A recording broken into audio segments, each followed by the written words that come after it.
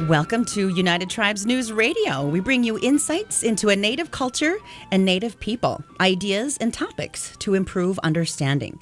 From United Tribes Technical College in Bismarck, I'm Alicia Hegland-Thorpe with the Office of Public Information at United Tribes Technical College. From the Supertalk 1270 studios, you're listening to, you probably guessed it, United Tribes News Radio.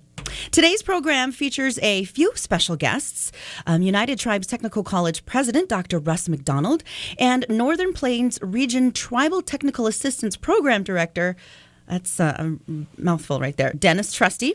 Also, Melvin Miner III, he's a United Tribes employee, someone who plays a large part in our diversity committee on campus, and he's going to help us celebrate diversity and culture here with an event happening later on this afternoon on campus. It's called A Day of Remembering Reverend Dr. Martin Luther King Jr. That's happening at 1 o'clock this afternoon, and we're going to talk more about that in a little while. We're also going to have a phone interview with one of the speakers of that event this afternoon. Right now, we want to welcome back to the program Dr. Leander McDonald, our United Tribes Technical College president. Welcome back. Hey, thanks for having me back. It's been a little while. Yeah, are you staying warm? Yeah, I'm trying. Holy man, it's pretty cold out there, pretty nippy, and that wind's gonna tearing us up a little bit too. Well, we're looking forward to that heat wave next week, right? Or is it this weekend? Sooner the better. Right. I agree. Okay, so this is the first program of our new year. And we kind of want to talk about the opportunities ahead for United Tribes, the campus community. You've had a chance to meet with the new governor, Doug Burgum. What are your thoughts and your observations about his entry into the public discussion about tribal matters in our state? Well, I think he's very, very, really did a great job of engaging the tribal leaders here within our state. Prior to the election, he had done some outreach to the tribal governments and tribal leaders, and also to the tribal college presidents. And so he visited our campus. Our board is comprised of a chairman and a delegate from each of the 5 tribal nations here in the state. And so he was able to meet with them and visit a little bit with them and hear what their priorities were in regard to and what they thought would work well for interactions or relationships between state and tribal officials.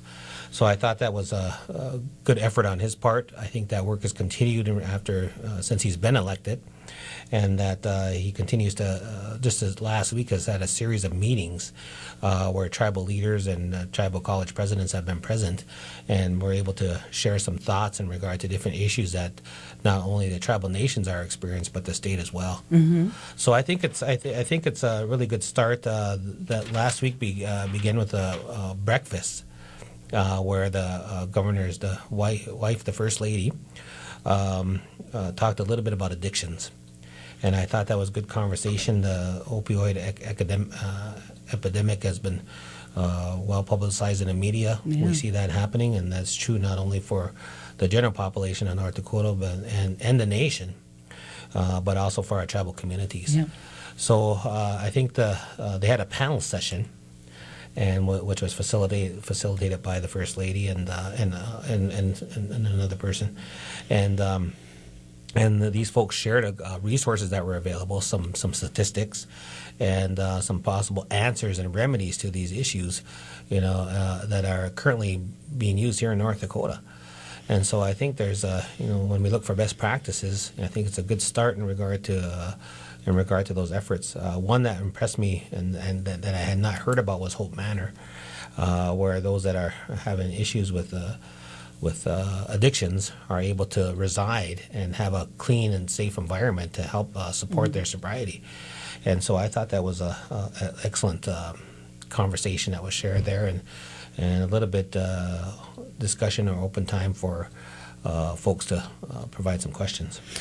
Right. And so when you said that it was the first time that you heard of Hope Manor and some of the other things that he talked about actually addressing the issue of addiction in our state and in our tribal communities, do you have any do you think there is a role for our tribal colleges in any of those initiatives that might launch addiction combating? Is there a role that the tribal college can play in that? Well, I think as far as colleges work, I think there's a couple of different resources. One is just the cultural aspect that tribal colleges bring to the picture in regard to education, the development of workforce, and putting together programs of study that help create or grow licensed addiction counselors within our state. And not only licensed addiction counselors, but other supportive services out there that may be such as social workers that may help not only the person that's addicted, but the family that's being affected by those addictions, or their relatives' addictions, and how that's impacting the family. So I think there's plenty of opportunities for tribal colleges, especially in the form of education, that could be brought to bear to help address this issue. Right, absolutely. Let's talk a little bit more then about your meeting with the governor. What have you seen and heard as the reaction of other tribal leaders? You think they feel kind of the same way as you, that this is a great start? That's from the feedback that I received, kind of after the meeting and visiting with some of our chairmen, is that they think it's a great start. There's been meetings in the past, and they like to really see this type of activities continue, to not only get a pulse rate or get a pulse on what's happening with tribal communities, but how the state and tribal governments can work together. And speaking of that, over the past 30 years, at this time of the year, the legislature has hosted a speech from a tribal leader.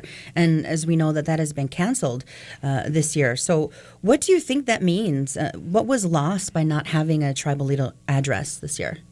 Well, I think what happened is that, first of all, is that from what we see in the media and from is that the tribal leaders felt that was a form of disrespect in regard to not having that meeting. On the other hand, is that I've also heard on the positive side of this is that the meetings that were set up by the Scott Davis, the Commissioner on Native Affairs, North Dakota Indian Affairs Commission, what he set up in place of that with the legislators and with the governor, I think were really allowed for some more intimate conversations that would not have occurred, if they would have not done them and had the speech instead. Sure. So I think there's been a trade up here, and so this might be a more positive way of approaching the needs and really having some allowing the tribal leaders to provide some firsthand information, and really have some more intimate discussions on regard to the needs of their tribal communities and how they might work with state government to address those needs. The other part of this, and when we look at this long term, is that, and we look at my background's in sociology, and if we look at the statistics and we look at theory and methodologies out there in regard to addressing societal issues, then what I think what needs to happen is that when we as large societies want to address the overall needs of the society, then we have to focus in on those areas that are most disparate. And if we look at those areas that are most disparate and improve those, the overall society improves. And I think that's what needs to happen here, not only for tribal communities, but for North Dakota communities in general, especially our rural populations. Absolutely. Well, you know what? We're actually out of time for this segment, but we're going to come back with more from President McDonald from United Tribes Technical College right after the break. Right now, two below. Dave Ramsey is heard here. Super Talk 1270. Welcome back. This is United Tribes News Radio on Super Talk 1270. Thank you to Super Talk and Town Square Media for this opportunity every month to reach out to the Bismarck community and to our United Tribes community members, past and present. We continue now with our guest, Dr. Leander McDonald, president of United Tribes Technical College. Let's explain to our listeners, if we could, how United Tribes is governed and why. Here we go into the 5 governing tribes that you alluded to earlier, but what's the importance of that? Well, I think you got to go back in history and really see how it came about in the first place, and as far as United Tribes Technical College is concerned. And what happened is that what we were seeing is tribal members were going to school at University of North Dakota State University, other colleges, and some of them were having some success. but others were having a difficult time there in regard to, I think, just culture, and where they're coming from majority societies on a reservation. They're the majority there. So when they leave their communities, they go out into the regular world out here in North Dakota. Then they become a minority. So it's a different little perspective than what they kind of that culture shock too. Right, what they're used to, and then plus people do things a little bit differently. And I think people can understand that is that for tribal communities, is that the Dakotas are not the same as the Sanish or the Hidatsa people. They have different ways of doing things, different perspectives, different traditions, and to try to bring this over to the general population, majority society, is that the Norwegians are not the same as the Russian Germans, So I think if we look in that context, and I think then we can see that the differences in relation to one another and how we perceive one another, and instead of all the Indians sitting over here saying, "Oh, look at all those white guys," and not realizing that within the Caucasian population that there's subpopulations of German Russians or Norwegians, of other ethnicities within that group. And the same thing for on the native side of things is that we see the Sanish here, well, at least here in North Dakota, we have the Sanish and the Hidatsa and the Nueta and the Chippewa, Ojibwe. And then you have the Dakotas and the Lakotas here, and within Dakotas and especially is that what I know is that there's subcultures there, and so you have different dialects. You have the Hunktawas and Isanti and these the different dialects of language that are spoken even on my reservation, Spear Lake, where I come from, or one of my reservations, and on there is that on one side of the reservation they talk Hunktawa. On the other side, they talk Isanti, but those are fluent. They understand one another. But there's little differences in regard to how they speak. So I think there's something happening there. When we look at the United Tribes Technical College and how that came about, is that all these cultural differences were occurring for our tribal members when they went to post-secondary education institutions here in the state. And so these tribal members came together and said, well, it'd be nice to have some type of training facility where we're able to create the skills to have our tribal members get the skills they need in order to come home and work. And so then, so that's where United Tribes have found it, along with support from the state of North Dakota, and also the North Dakota delegation in United Tribes came to life. And so these tribal members having to come together. And at that time, there were no tribal colleges. This was the only tribal college within our state. In fact, United Tribes is one of the technical colleges. Is the second of tribal college established here in the United States. That's right. So there's a good history there. The other part is that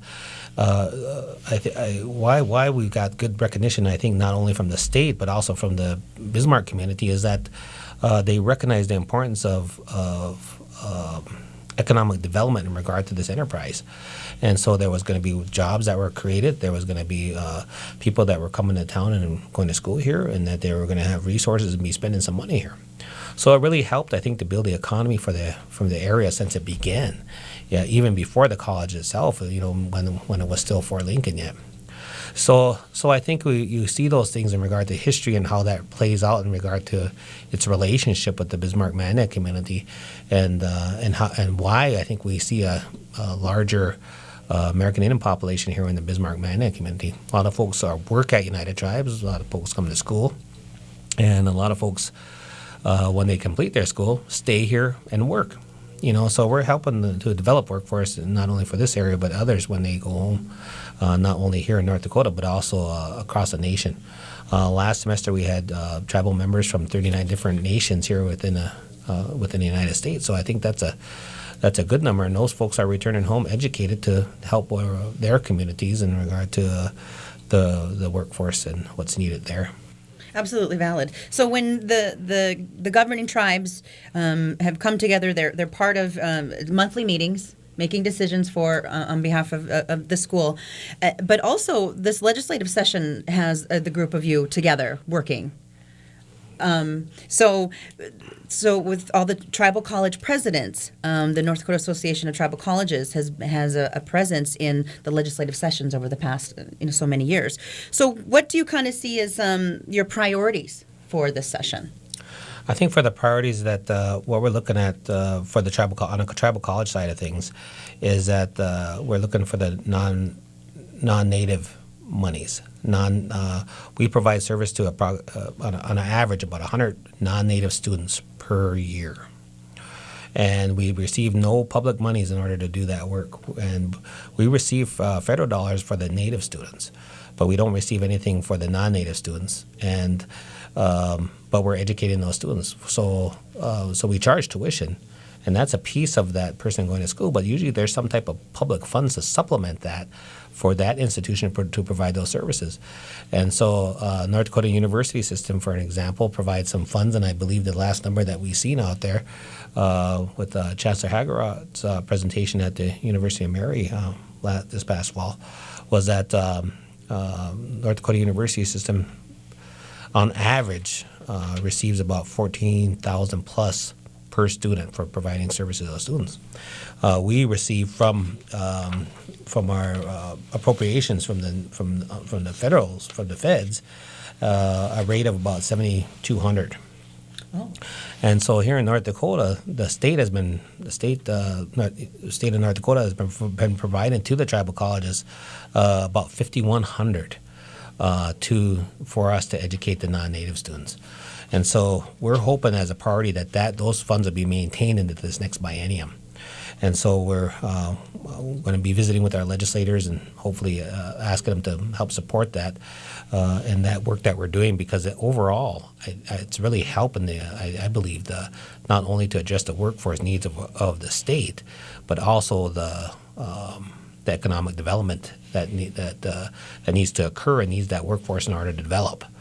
So we're anticipating that to be one. The other one is that the tribal college grants came around for the past two bienniums. And we've had great success in creating programs and institutionalizing those programs for United Tribes. It's been welding and heavy equipment have really been successful and continue to be successful as we have waiting lists for those programs. But Turtle Mountain has some really good numbers. And we think with the budget situations that's happening with the state is that they would have a good chance of continuing to receive those funds. So we're supporting them, Turtle Mountain Community College, and their bill to try to maintain that work and to receive the funds necessary to do that work. And for us as the rest of the tribal colleges, I think we're supportive of that bill. So those are the primary two priorities for that. For the tribal colleges in regard to this next legislative session. Okay. What's the message that you'd like to get across about the value of supporting tribal colleges? Well, I think the thing is that recognizing the contributions that they provide, not only as I previously stated in regard to workforce development and addressing the workforce needs, but also the recognizing the economic impact that our tribal colleges have on the communities where we're located at.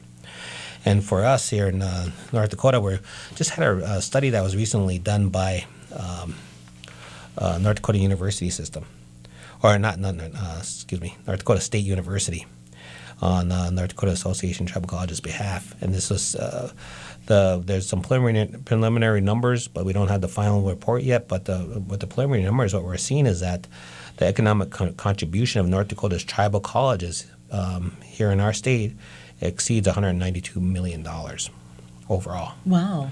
So at United Tribes, the last time we had this study done, which was in 2010, what we've seen is that the economic impact of United Tribes on the Bismarck-Mandan community was $34 million. So we're thinking, though, we're anticipating that number to be up a little bit for us because the cost of living has gone up here in the Bismarck-Mandan community because of the oil boom. And that's that residual of that is still kind of occurring here for this area. We still see some high rents out there. We see the cost of living is still higher in regard to groceries. So there's things out there that are still high yet. And I think that, hopefully the oil piece is going to recover and that, will become a non-issue. But for the most part is that, and that we think that will correct itself in the long term because that's what the theory says. And but for the most part, I think that you're going to see a significant increase in the economic impact of United Tribes for the Bismarck Mandan community. Wonderful. Thank you, Dr. McDonald, for being with us on the show today. We are out of time, but we will have more about we're actually going to see Dr. McDonald later this afternoon at our Martin Luther King Jr. Day of Remembering event, as he's going to give us opening remarks. Again, thank you so much for being with us today, and we'll have more after the break. Right now, two below. The home for ABC News at the top of the hour is Super Talk 1270. Thank you for staying with us for United Tribes News Radio on Super Talk 1270. It's a free-for-all Friday. Our next guest comes to us from United Tribes campus, actually part of a broader national program that focuses primarily on transportation safety and tribal transportation safety, safety of our roads, safety of our highways, yeah? That's right. Yep, and welcome, Dennis Trusty. Thank you for being on our show. I think this is the first time we've had you. Yes, it is. Thank you for asking me. Absolutely. Now, you're the director of the Northern Plains Tribal Technical Assistance Program. That is a mouthful. Yeah, you have to take a big breath before you start on that one.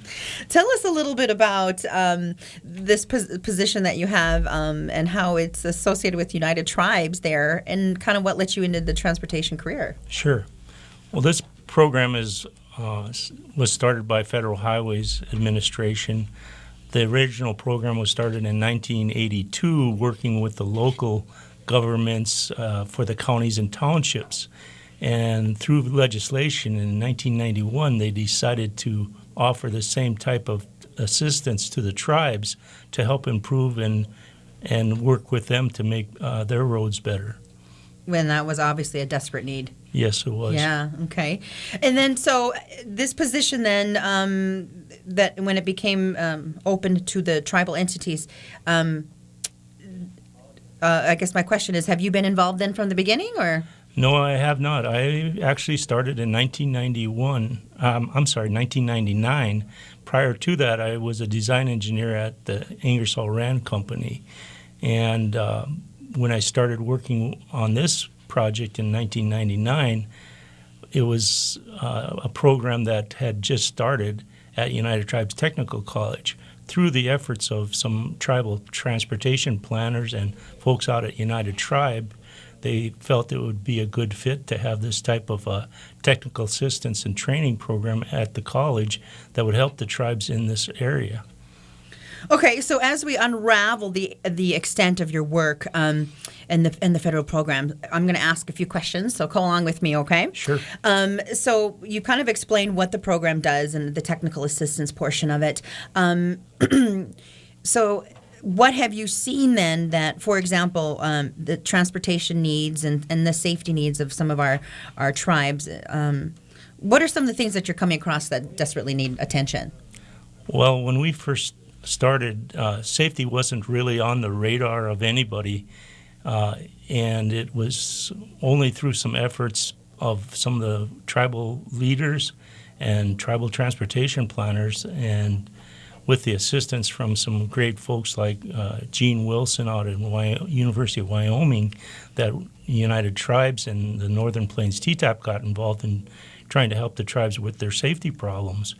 And when we started to go out and look at the roads on the reservations, we found a lot of deficiencies that, for instance, one of the main focuses for most transportation folks is to try to make sure that people stay on the road. And in order to do that, you have to have good road signs. You have to have striping on your pavement. You need, and nowadays we have rumble strips to help you stay on the road and things like that. And those were lacking. And the condition and the surface condition of the roads in many cases were very bad. And then the other side of the coin is what happens if you do leave the road, because in certain instances it does happen. And when you left those roads, they were designed to be inexpensively built, and so the ditches were extremely steep. And also there was things in the ditches such as rocks, trees, exposed culverts, things that would catch your vehicle and cause you to roll over. And so we saw a lot of very serious problems out there, and to some extent there are still some problems like that today. But due to the efforts from our tribes, we've been able to address a lot of these deficiencies that occurred back then. Yes, and you've come a long way. There's been a lot of improvements on the roads, and you're talking about roads that even go through, that's, not a sovereign nation, but it's part of a county or whatever, all the way through, right? Exactly. We involve the counties, we involve the state. If it's a state highway that serves the tribes and there are deficiencies on those roads, we definitely want to make sure that those are improved. As long as we are out there doing an evaluation of the roads, we want to make sure that any road that is of a problem area, we want to take a look at it. And so obviously we're talking about more than just potholes in the road. Exactly. Yes. These are the ones that, as you say, safety hazards, things that are people maybe don't think about. Like you said, those bumps in the road that keep you on the road, that you realize I'm kind of going off the road here. And then you hear that little bump, and it brings you back to the road. Right. And so those were deficient. Those are deficient in a lot of roads. But now, as with part of your program, that's what we're noticing needs to be improved on our roads. Right, and some places have been able to, like the state of North Dakota, I think right now it's the policy for all state roads to have rumble strips. And some of our tribes are creating those same policies where they're putting rumble strips on all their roads. And I'm very happy to hear that, because all of us sometimes have to drive, and maybe we are too tired. And I can admit myself in a situation where if it weren't for a rumble strip, I know I would have driven off the road because I wasn't alert. I'm guilty of that too. I'm glad that those things were there that woke me up, right, so to speak, right?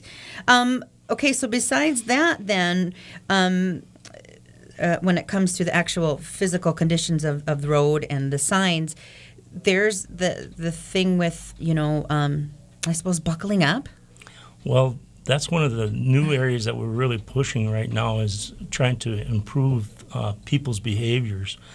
And when I talk about trying to improve people's behaviors, I'm saying from the standpoint of transportation, we can make all the changes in the world and have the most wonderful infrastructure and the best roads, but that's still not going to eliminate traffic deaths unless we get people to do the right thing.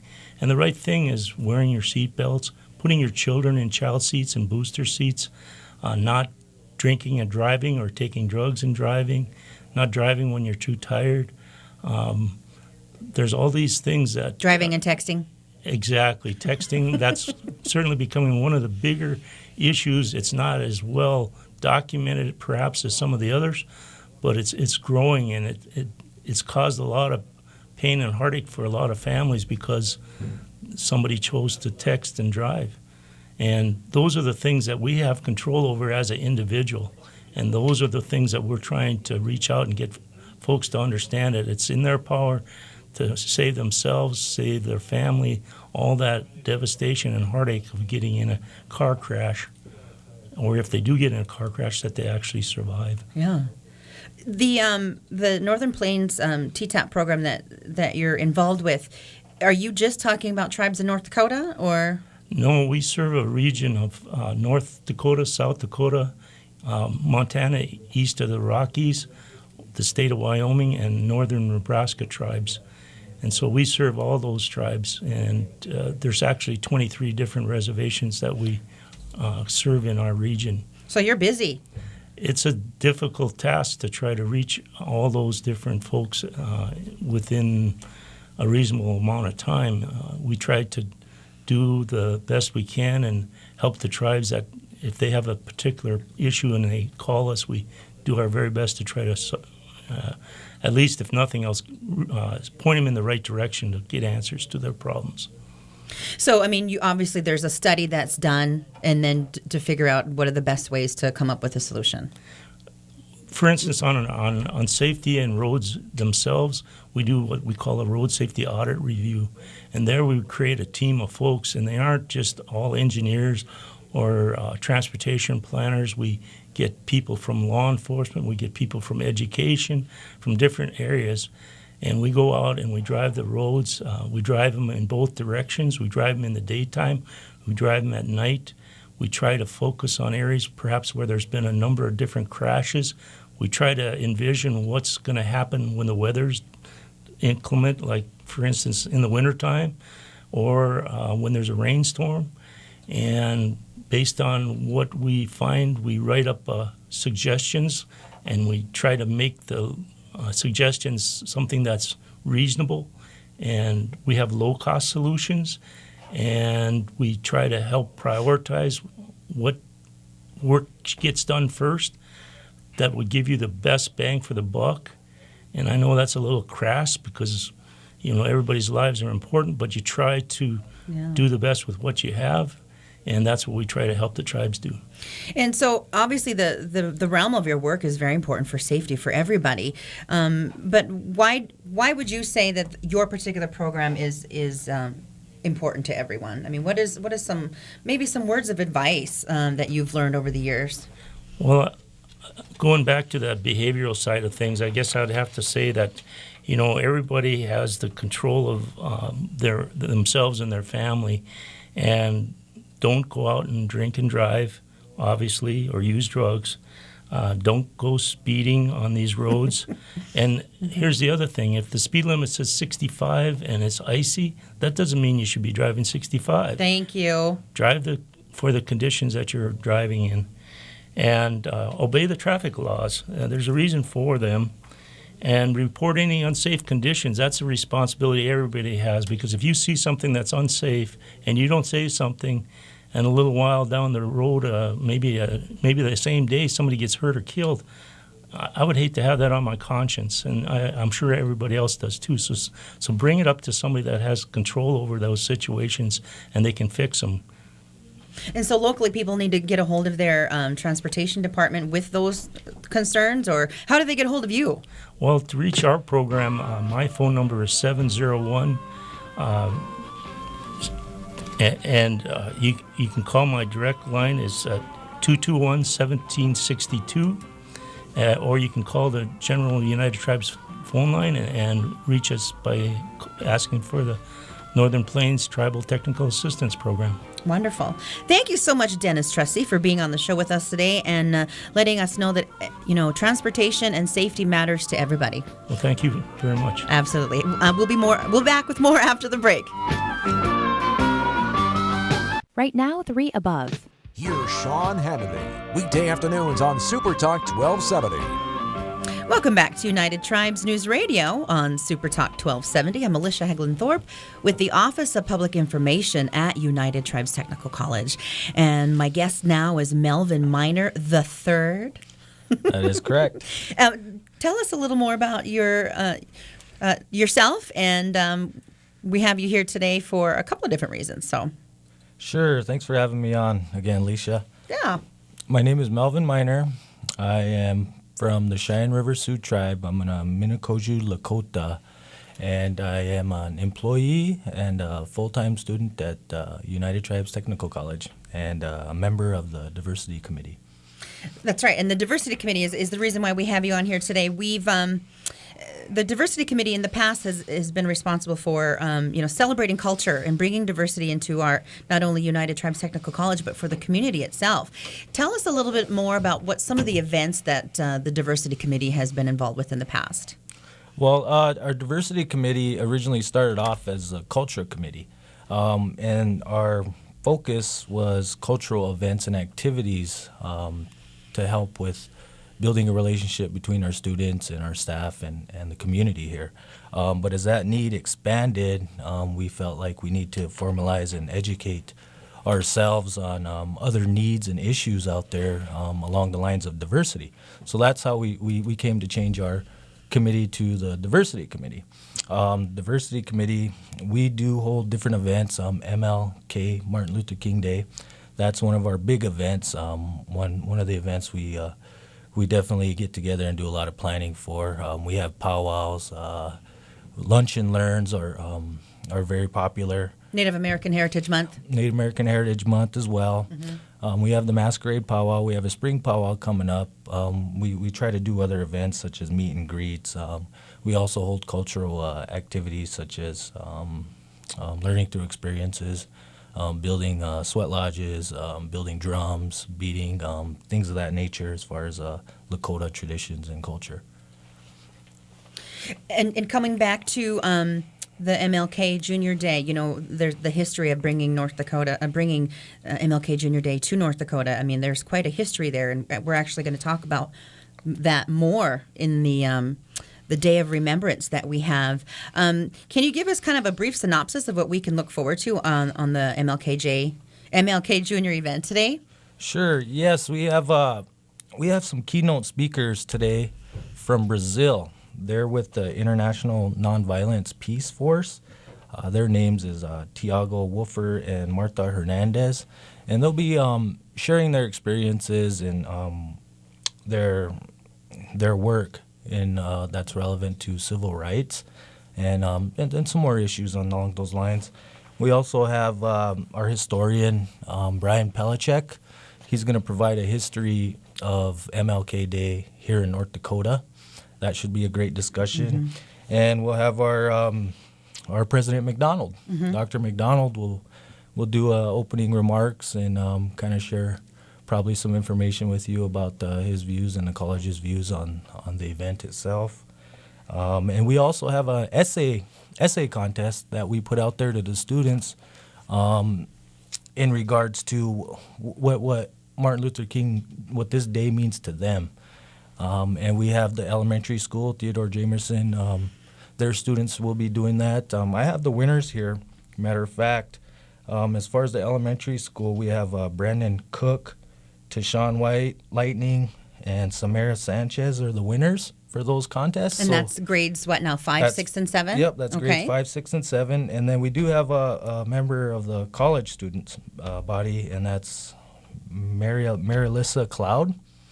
And those are our winners of our essay contest. So they'll be sharing those with us at the event today.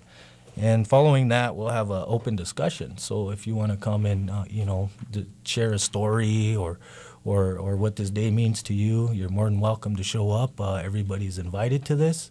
It's an open event, and we look forward to it. It'll be a great event. Now, this is at the multipurpose room. Correct. Which is associated with the Wellness Center, or it's on the other side of the gym, however people want to really find. Building 69, it starts at 1 o'clock this afternoon. Correct? Yes, it does. Okay, all right. We're also something about showing a video clip of the speech itself from Martin Luther King. Is that correct? Yes, that's right. We will have the I Have a Dream speech on our overhead projector.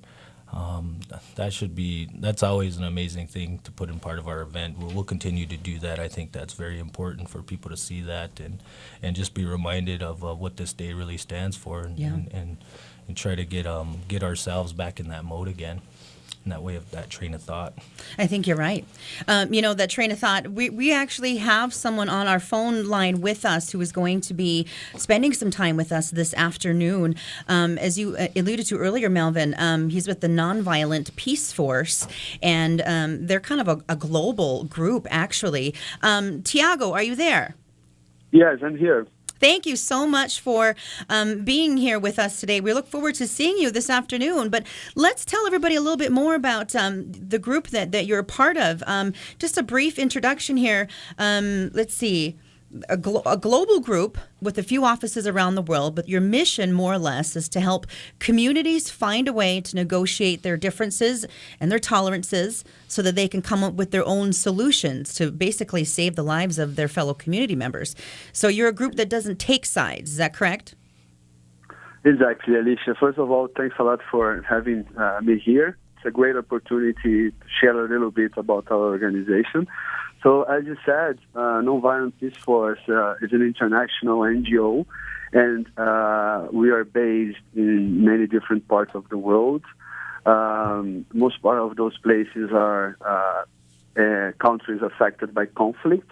And yes, as you said, we try to support local peace initiatives and to protect civilians and mitigate the effects of violence on civilians. And of course, we don't come here with solutions, but basically to try to open space and through capacity building and through discussions to support the local community to solve their own issues. Okay. Now, of course, it's a job that carries some risks, but the rewards are great. Why don't you tell me a little bit more about how long you've been with this program, with this organization, and what places you've been to help train people? Just a little bit of that, if you could. Yeah, so I'm Brazilian. I was born in Rio, and of course, I mean, we had a lot of criminality and a lot of issues in Rio, so I was always interested in how we can deal with conflict in a nonviolent way. So I started to work for Nonviolent Peace Force in 2007. So my first field of deployment was in Guatemala. I spent there a whole year, and afterwards I was sent to Sri Lanka, and finally I spent the last 3 years in South Sudan, which was for sure the most challenging environment because they have a really brutal civil war there. It's an emergency situation. So of course it involves a lot of risk, but we try to minimize that through a lot of risk analysis, and in each area we have a security advisor who support us in taking decisions. No, it is of course rewarding, but we try to be very pragmatic in our work. No, it's not just about idealism, but we try to be very practical and pragmatic in how to support civilians to overcome the challenges of war. And so, we spoke a little bit yesterday about, the experience that you've had in Sudan. And, we have just about 3 minutes left in this segment. But if you can kind of briefly tell me an incident that you were involved with in Sudan. Yeah, so South Sudan, as I said, there's a civil war. So the community, was dragged, and a lot of people were put at risk. And so one of the things that happened is massive displacement. So they have this internally displaced camps, and some of them, they have like 150,000 people. And of course, in order to cook, women needs to go outside the camp to collect firewood. So sometimes when they go outside the camp, they can be harassed and even sometimes raped by soldiers and also other people that are involved in the conflict. So what we started to do is just to, because of course you need to have a multi-level approach. What we started to do is to accompany this group of women when they go outside to collect firewood, and to serve as a deterrence factor against these potential violations. But as I said, that's not the only thing we can do. Like, for example, if they go during the afternoon, it's more risky because the soldiers might be drunk. So, there are a number of factors that you need to discuss in order to mitigate the risk for them to be attacked. Right. Mm-hmm. Let's. I hate to cut you off there, but the reason why we're going to have you on our in our event later on this afternoon, and tying what the line of work that you do with civil rights and human rights. And bringing that back to the Martin Luther King Jr. And what he stood for. Can you tell us a little more about how excited you are to be part of this event and how much it filters into what you work with?